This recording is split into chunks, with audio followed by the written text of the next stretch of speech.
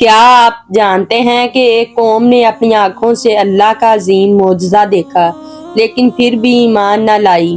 آخر انہوں نے ایسی کیا غلطی کی کہ ان پر آسمانی عذاب نازل ہو گیا؟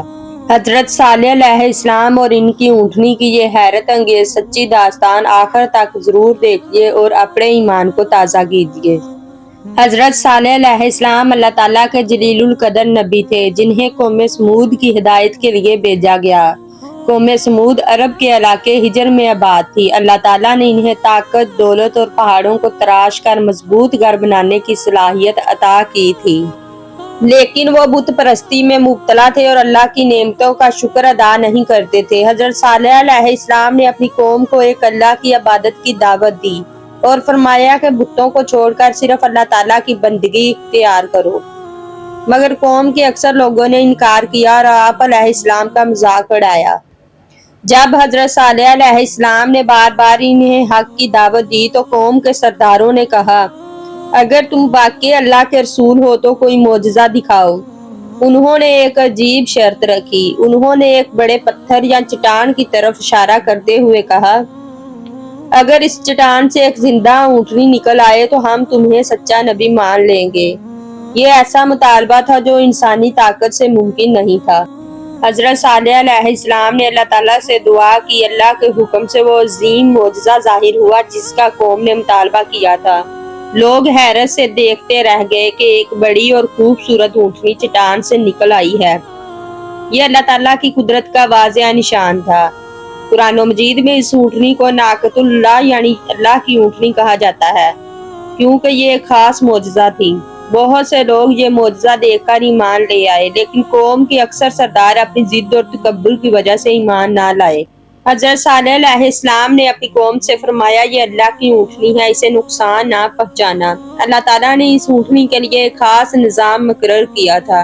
ایک دن اونٹنی پانی پیتی اور دوسرے دن لوگ اپنے جانوروں کو پانی پلاتے تھے۔ یہ اللہ کی طرف سے ایک آزمائش تھی تاکہ معلوم ہو کہ لوگ اللہ کے حکم کی اطاعت کرتے ہیں یا نہیں۔ وقت گزرنے کے ساتھ قوم کی سرکش لوگ اونٹنی سے نفرت کرنے لگے۔ انہیں یہ بات پسند نہیں تھی کہ ایک معجزہ ان کے سامنے موجود ہو اور پھر بھی وہ اپنی مرضی نہ کر سکیں۔ قوم کے چند بدبخت افراد نے آپس میں مشورہ کیا اور فیصلہ کیا کہ اونٹنی کو قتل کر دیا جائے۔ آخرکار انہوں نے اللہ کے حکم کی کھلی نافرمانی کرتے ہوئے اس معجزاتی اونٹنی کو زخمی کیا اور پھر اسے مار ڈالا۔ یہ صرف ایک جانور کو قتل کرنا نہیں تھا بلکہ اللہ تعالیٰ کی ایک واضح معجزے کی توہین اور بغاوت تھی۔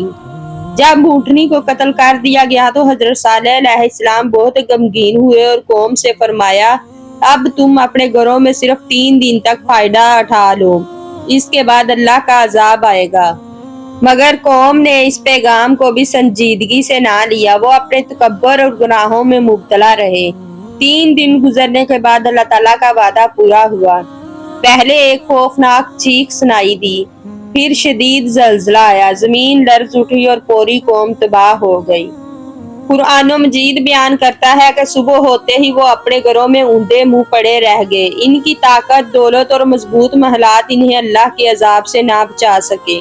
حضرت صالح علیہ السلام اور ایمان لانے والے لوگ اللہ کے حکم سے محفوظ رہے۔ حضرت صالح علیہ السلام اور اونٹنی کا معجزہ قرآن مجید کے عظیم واقعات میں سے ایک ہے۔ یہ واقعہ ہمیں یاد دلاتا ہے کہ اللہ تعالیٰ ہر چیز پر قادر ہے۔ قوم سمود نے ایک عظیم معجزہ اپنی آنکھوں سے دیکھا لیکن تکبر اور ضد کی وجہ سے حق قبول نہ کیا۔ نتیجہ یہ ہوا کہ وہ اللہ کے عذاب کا شکار ہو گئی۔ اس واقعے سے ہمیں سبق ملتا ہے کہ اللہ تعالیٰ اور اس کے رسولوں کی اطاعت کریں، تکبر سے بچیں اور ہمیشہ حق کا ساتھ دیں۔